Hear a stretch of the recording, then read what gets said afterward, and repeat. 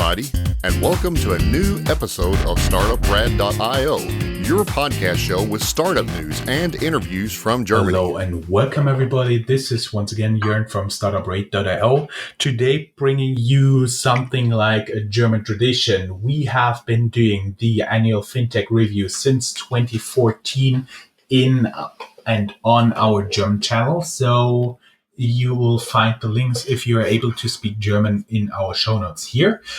Nonetheless, 2017 is coming to a close, and this recording was done on the 15th of December 2017. And we are looking in what happened to FinTech in 2017 and a brief outlook what is going to happen in 2018. My guests are now Luka from Berlin. How are you doing? Good, great. Thanks for having me. Pleasure to have you here. You are the serial entrepreneur and co-founder of Get Penta.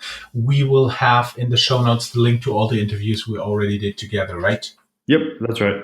And I have here in person by himself, Paolo. Can you give us a brief introduction for you? Thanks. I'm Paolo Sironi. I am a FinTech thought leader for the IBM Industry Academy worldwide, and I like to consider myself an entrepreneur of ideas. Unfortunately, we didn't have the people we had like for last FinTech reviews, but let me give you a brief idea what we talked about like in 2016.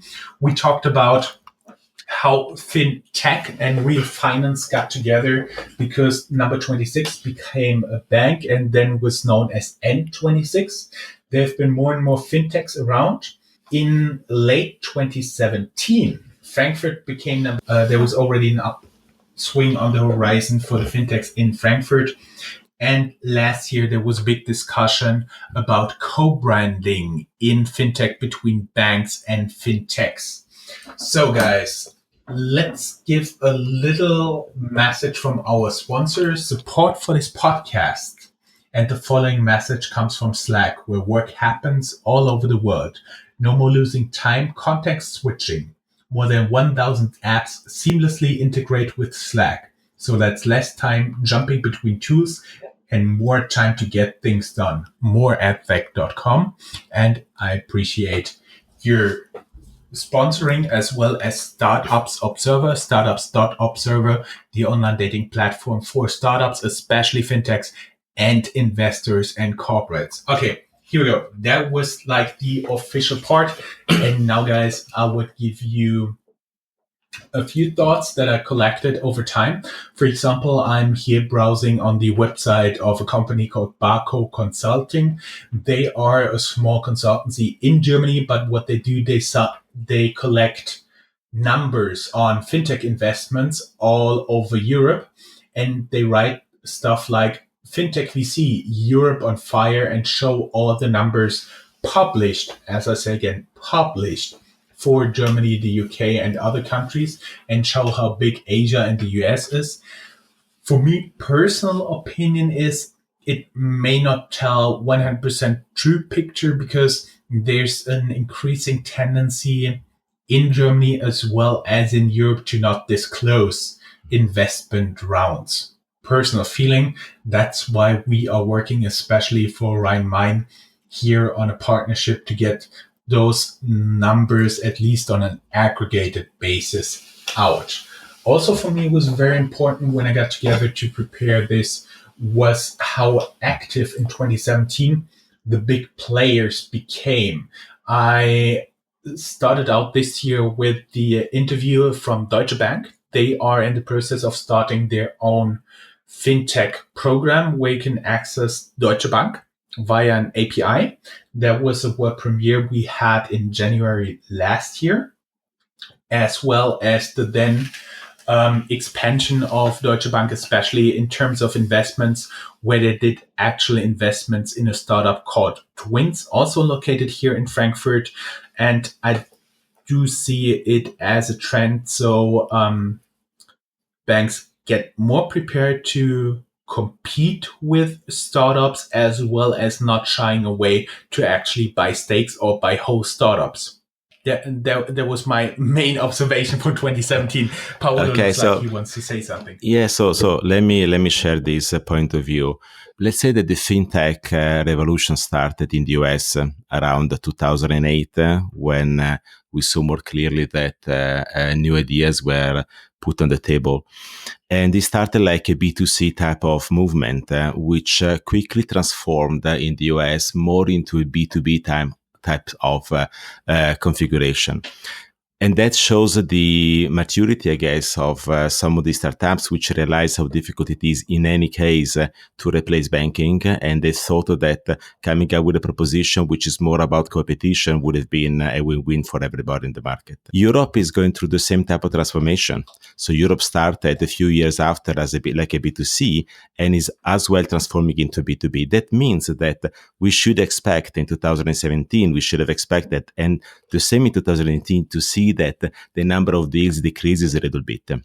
One thing also the effect of the Brexit. So there is a way more a consolidation approach, I believe, into the startup markets compared to the effervescence of the first years. Different is Asia because of China.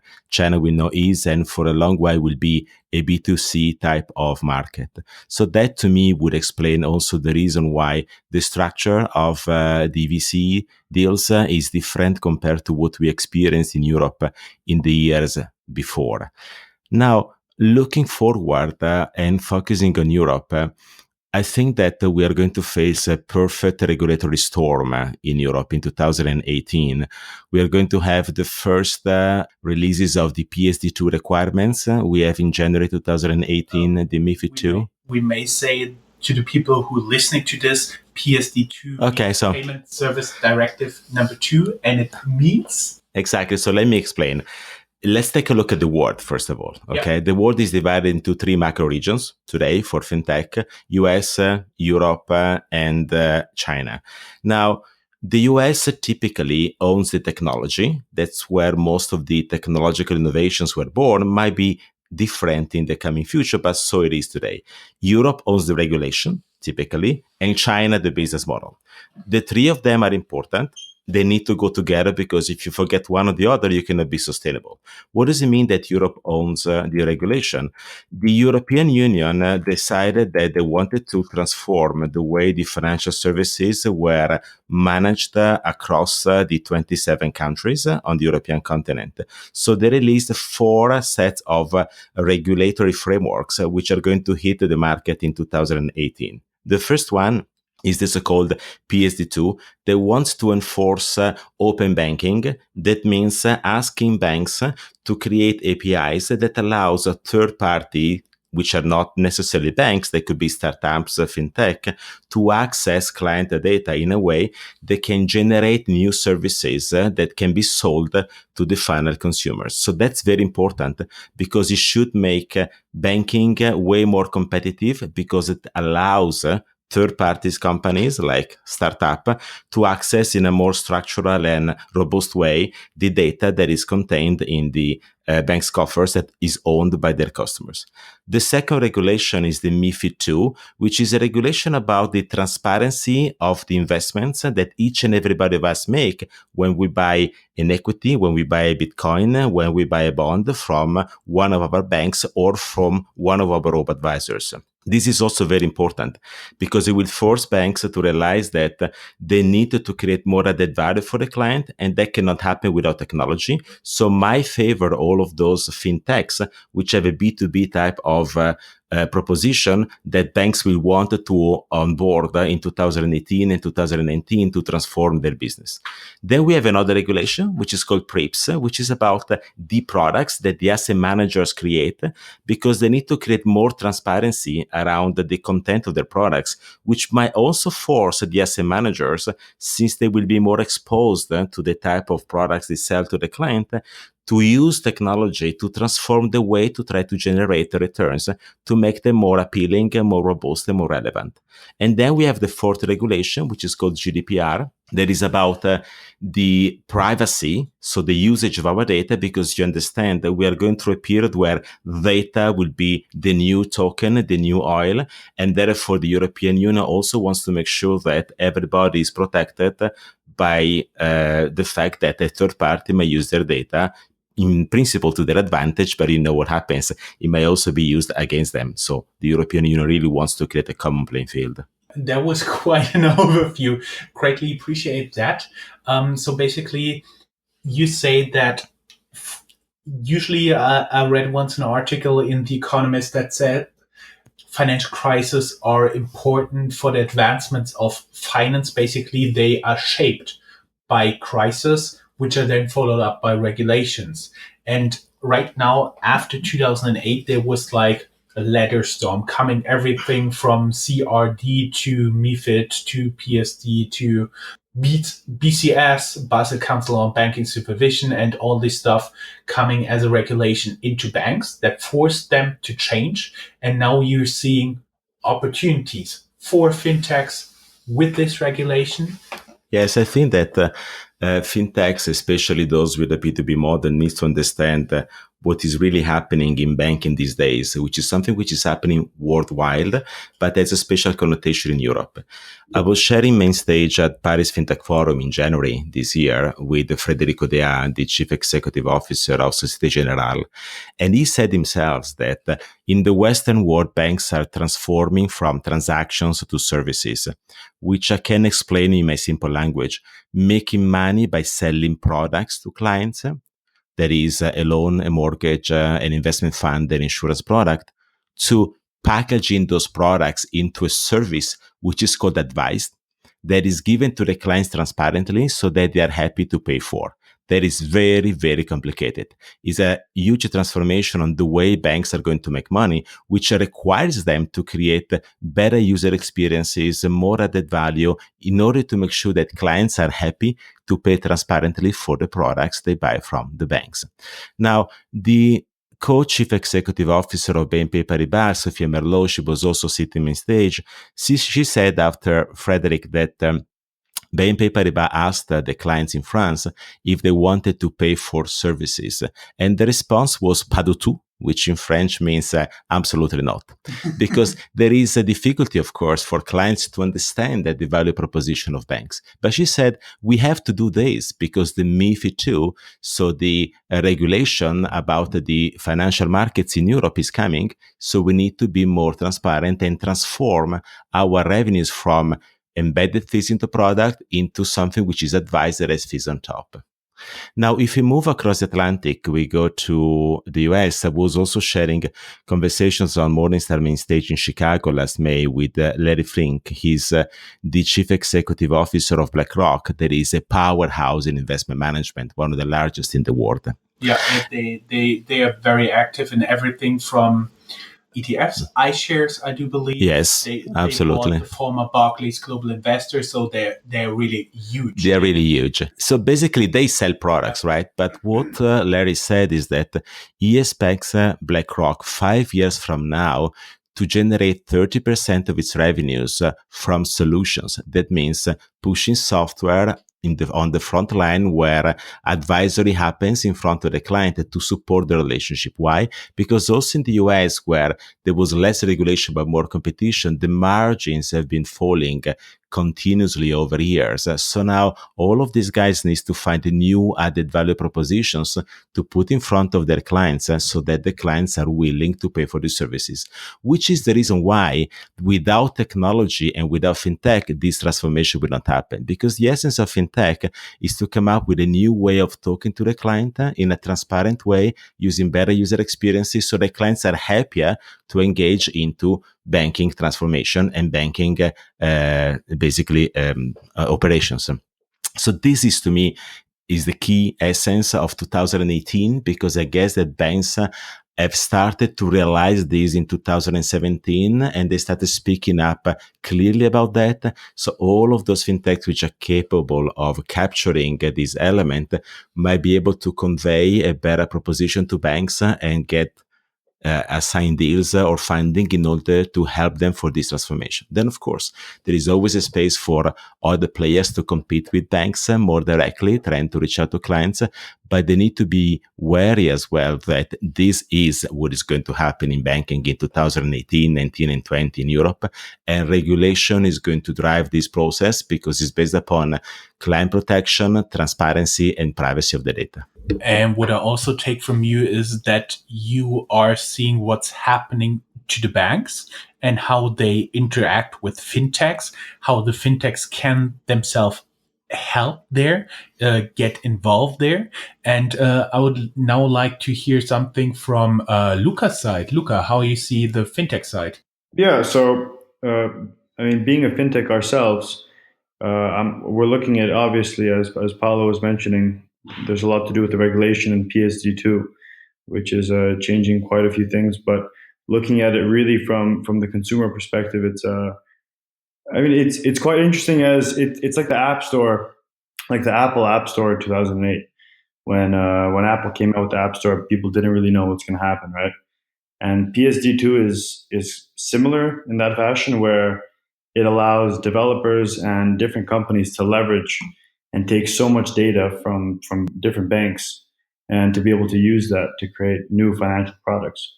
So I think that's a huge advantage for not only fintechs like us at Penta, but also for developers and people who were never bankers.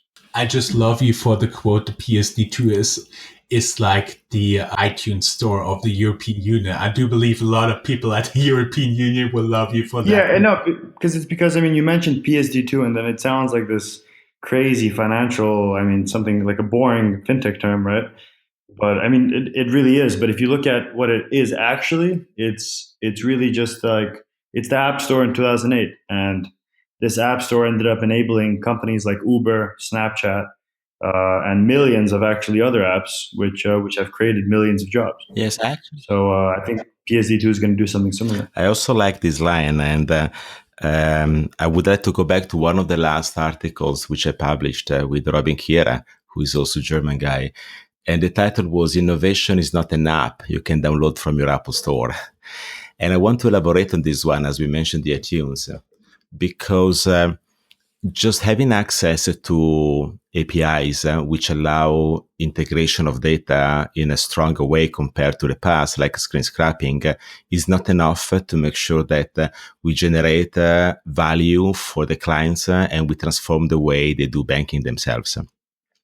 If there's something that the .com showcased to us and we learned in the last 20 years of the internet revolution, is that ultimately only the platforms really win.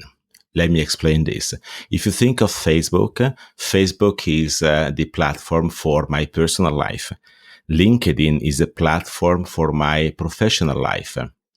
Amazon is my platform for consumption.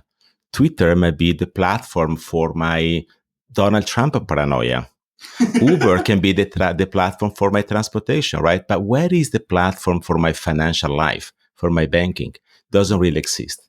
Now, creating a platform for financial life means that we should start offering to the client a set of services in a way that they might be willing to pay for services like constant revenues for the fintech or for the bank. Think about the Amazon Prime and all of the products that go underneath. That can be mortgages, loans, investment products, insurance products, retirement products, still are relevant, but not in terms of generating the revenues for the institutions. So they reduce the conflict of interest and they're willing to provide more services, therefore advice for decision making to their clients. That means being capable of using APIs, not just for payments, but to track everything that happens in the life of an individual, and being capable of personalizing this relationship across multiple channels, across multiple verticals that are now dominating the banking relationship. Now, having a platform, which is a fintech platform that is client-centric, means that we need to resolve the simple problem of each and every one of us. And that I try to explain it this way. I work for IBM, such as you guys work for other companies, minus what I pay when I do my consumption is what I save. And if I'm good at saving, I can invest, I can lend and borrow, think about it peer-to-peer, I can do retirement, I can donate, I can insure. and can do many things. Now, all of these elements sit together. This is the banking relationship that banks need to generate. And those fintechs or those banks will be capable of rebuilding themselves as a digital platform, enabling to climb up the personal financial equation will be the winner 20 years from now. And we have already seen some companies trying to do that. Let's think about what happened this year, 2017. To me, is amazing. A few weeks ago, PayPal announced that they will integrate Acorn into their solution, so that when you go and check your payments on PayPal, you may also be capable of having a view of your investments, because they did some seed funding with Acorn and they're going to integrate them into their platform. Now, what PayPal is doing is they started from payment, right? Mm-hmm. One minus paying is saving, and they now claim about moving into investments. Why do they do that? Because Facebook bought the banking license in Ireland beginning of the year. PSD2 is coming next year. So Facebook has to get into payments anyway, because of other reasons that we might want to discuss in another moment. So if Facebook enters into payment, PayPal's business model is at risk. So they need to differentiate themselves a lot more. That's the reason why they climb out the personal equation. So anybody that wants to create a new bank, or any bank that wants to transform to become more digital, needs to bear in mind that old banking was based upon pillars. New banking is not based upon pillars, it's based upon services, because services are more important than products. Yeah, and talking about the pillars, in the past, it was always like you had corporate banking, you had retail banking, you had wealth management, you had capital markets. There were all the pillars of a bank, and they were selling different products like investment products, hedging products, loan products, and all of this stuff. And you're saying they're getting away from there? Yes, I'm saying that they're getting away from there for two reasons. In the US, maybe a bit more spontaneous process because of competition that squeezed the margins to the limit. That's why even BlackRock has to change the business model little by little. But in Europe, it's going to be due to regulation, because all of these guys have certain incentives inside their institutions to do business in a certain way. So only regulators can force a change of the incentives, and therefore motivate banks to engage into this transformation. Which is the reason why in my last year bestseller, Fintech Innovation, I had a clear message inside that was picked up by one of the first robo-advisor entrepreneurs that put a Twitter out there in September last year saying, this Paolo Cerone has a very strange point of view in this Fintech Innovation book. He says that regulation is the engine of innovation. And I say, yes, it is. Because if most of the fintechs in the US and a large part of the fintechs in Europe have a B2B type of configuration, banks are not buying technology and innovation if they're not forced to do that, because they're heavily troubled. And they're going to be even more trouble in the coming 2 years, because the ECB decided that the non-performing loan has to be basically getting off of their balance sheets, recognized as zero value, and therefore they will further increase the transformation of their portfolios and the way they do business. So since banks are in this situation and regulators want them to become more transparent in front of the clients, they have two alternatives. On one side, they can follow the digital transformation, somehow becoming volume businesses because they simplify the products, they simplify client access to their services, and they try to be more convenient in providing the same type of opportunities to the clients they have out there. But there's a problem with this strategy. The problem is that if you go down the line, imagine 10 years from now, and banks become more simplified and volume businesses, then is when Amazon or Facebook or WeChat can come to the market and take over their clients, because they have many more touch points with individual customers. The other alternative for banks is to engage into this transformation and use fintech not to commoditize, but to generate more added value, so that they differentiate themselves, because they become the platform for individuals' financial lives. This way would be more complicated for tech fins, so the big giants like the GAFA, to get into the banking market. And they're getting into banking in any case, not because they want to become banks, but as we said before, because they're starting to compete one among the others. They see the business model of the Chinese tech fin. They started from conversations and payments, so they have to get into payments. And once you're into payments is a moment that you get into saving, investing, insuring, so on and so forth, because, appetite comes from eating. Sorry, Luka, we've been talking a lot here in Frankfurt. No, that's all right. It's quite interesting, actually. Paolo has always been talking about now the forcing of the banks that's happening now and that will happen next year. Are you guys actually realizing something from this push that is coming? So meaning, are there a lot of banks stopping by, say, hey guys, how are you doing? Should we sit down and have a talk and all this stuff? Yeah, so we often get calls from different consultancies or the big banks to talk with mainly their innovation departments. They basically just want free consulting from us to tell them how to do their job. But I think that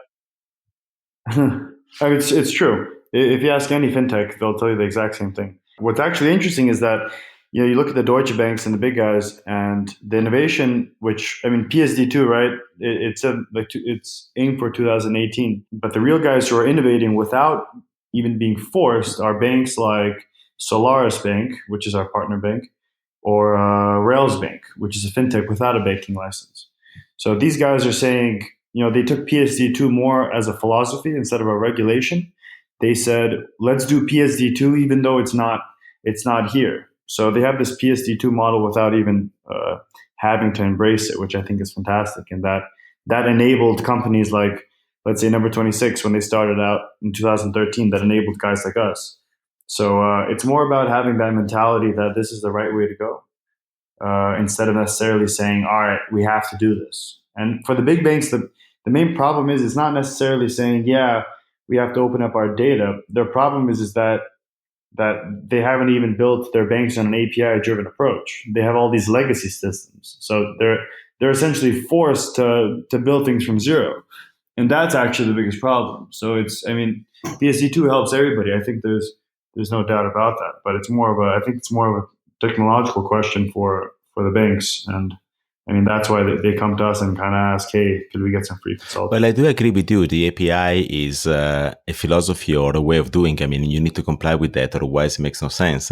Then clearly, if you're already running a business and you have a series of problems to face, I guess only the regulation might force to shed the right attention to this, which is a competitive element. And again, not just because PSD2 will be there and everything changes next year, because it's about to deliver in the API and it's about to use it in the right way. But it forces to think that the banking architecture needs to be different and data needs to be available to create better services for the clients because it is your data. It's not the bank's data. Yeah, I mean, that's exactly it. Because everybody could be PSD2 compliant and then just do it, half-assed, to put it very bluntly, just to get over the regulation, and then it's actually terrible. So, I mean, you can't really force somebody to do it. Everybody can always do it 1% over the finish line.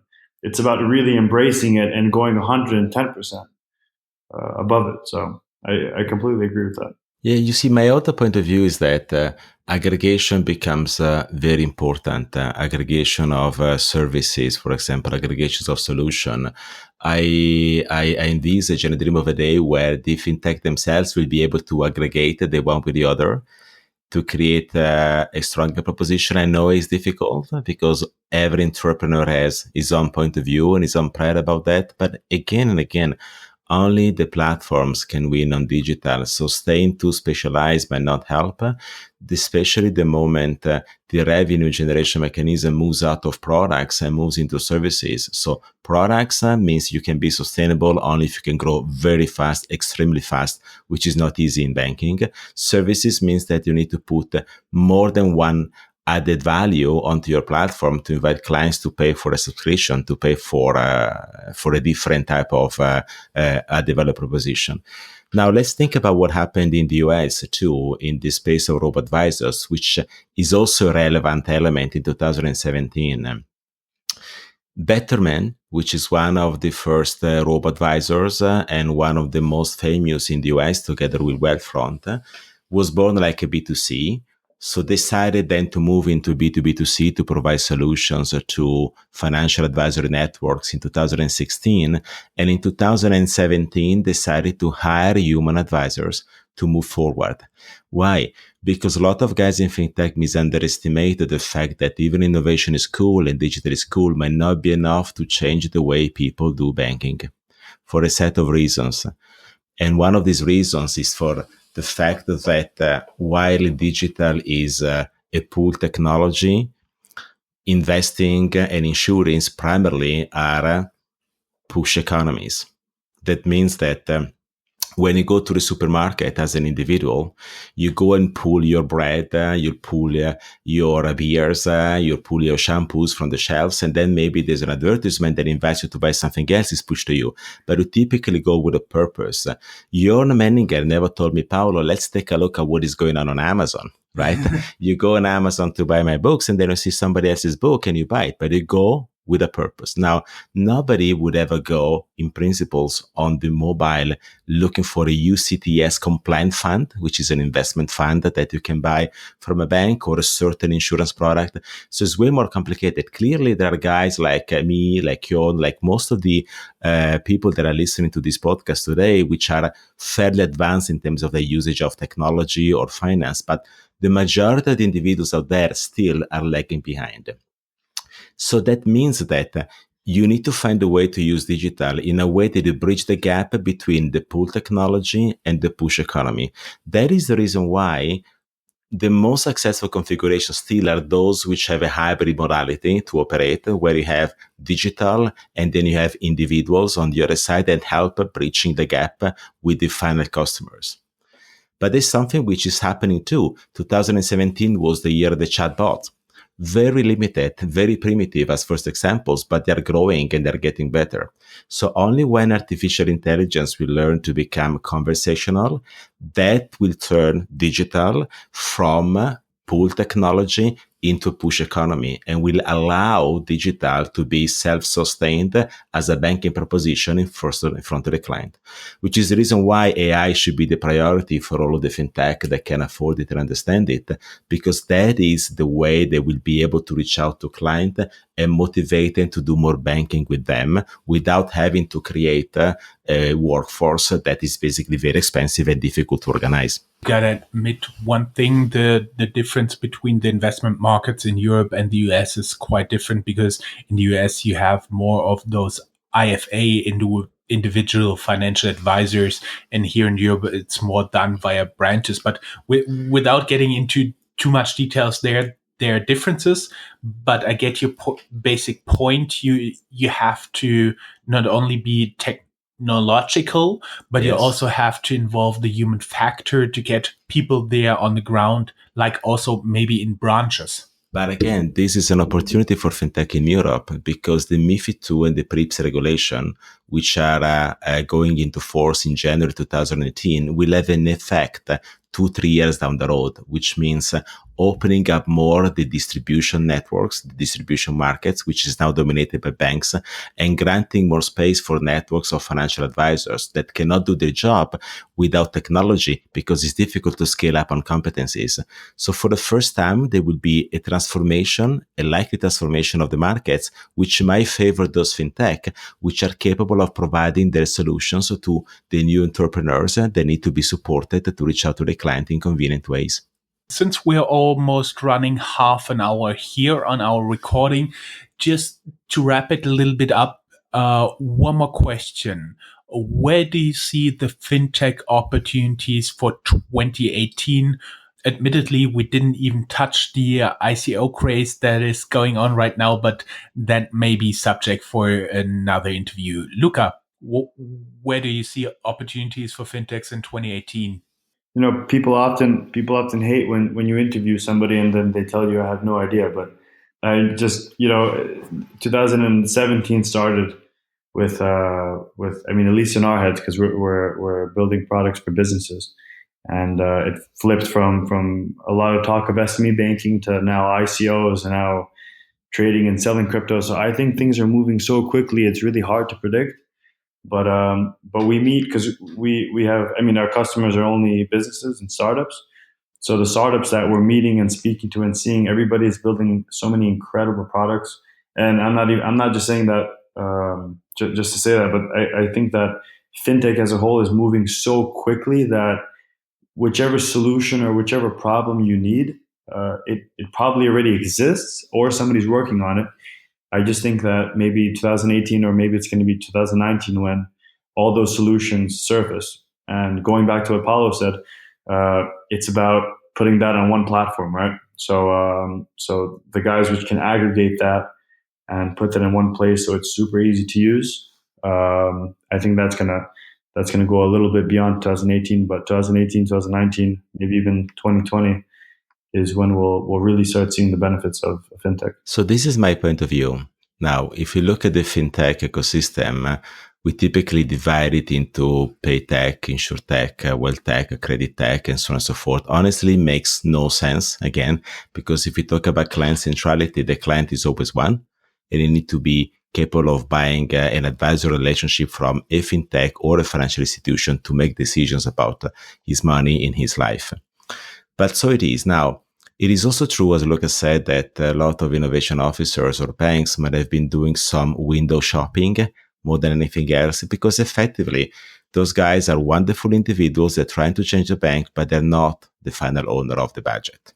So it's very difficult even for them to sell internally the innovation that they found outside, or they wanted to co-innovate with a fintech, because they need to find a way to motivate the management to transform what they sell to the client, and now they ask clients to pay for those services, because it changes everything. It changes their incentives, it changes their mentality, their way of doing. But if you look at banks in the last 2 years or 3 years, we can hardly see a bank launching a peer-to-peer platform. We can hardly see a bank launching clearly a cryptocurrency for you to trade. But we saw something very clear. Some banks launched their robo-advisors. Why? Because most of the banks in the Western world are transforming into wealth management institutions. Just take a look at their balance sheet. Look at the European banks. The major banks might have more than 50% now of their revenues coming from wealth management. What is wealth management? Wealth management means investment products and insurance products which are sold to retail individuals, affluent clients, high net worth, ultra high net worth, and above.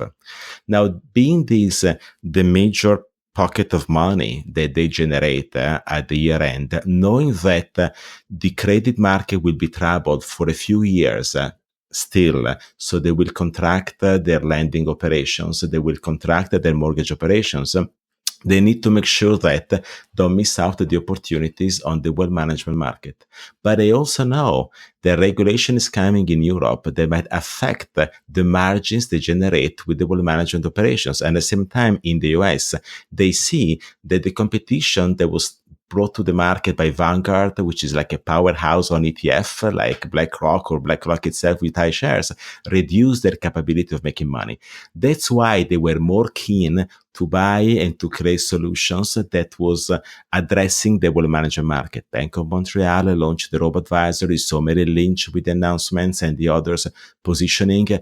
You saw Union Investment that had the solutions here in Germany. Or just recently Deutsche Bank with Robin, their robo-advisor. Or Deutsche Bank now. Not saying that these are finance solutions that will break through and transform the banks, but it clearly indicates that at least on one of these fintech pillars, which is wealth tech, banks started to take action in 2016 and in 2017. Now, they will need to do more. And definitely in Europe, 2018, 2019, to me, would be a better place for the wealth tech solutions, which are capable of helping banks to transform. Doesn't really mean to replace what they do if you're a B2B fintech owner. It means to find a way to help them to go through this journey that moves them from transactions to services. Whew, that was a lot to digest, guys. Greatly appreciate all your thoughts. Paolo, looking more into the banking space and what it means for fintech. Luka from the fintech area, and me, I basically just had to listen and add some content. Very great interview, guys. I really appreciate you coming here, having you here, and I really hope we can continue this next year. Thanks a lot. Yes, and don't forget that at the beginning of this show, the Bitcoin was 16,000. In the middle was 15,000. Now maybe 18,000. Who knows? Yes, keep Bitcoin on track, right? Yes. Guys, greatly Thanks a appreciate lot. it. Thank you very much. Bye. Bye.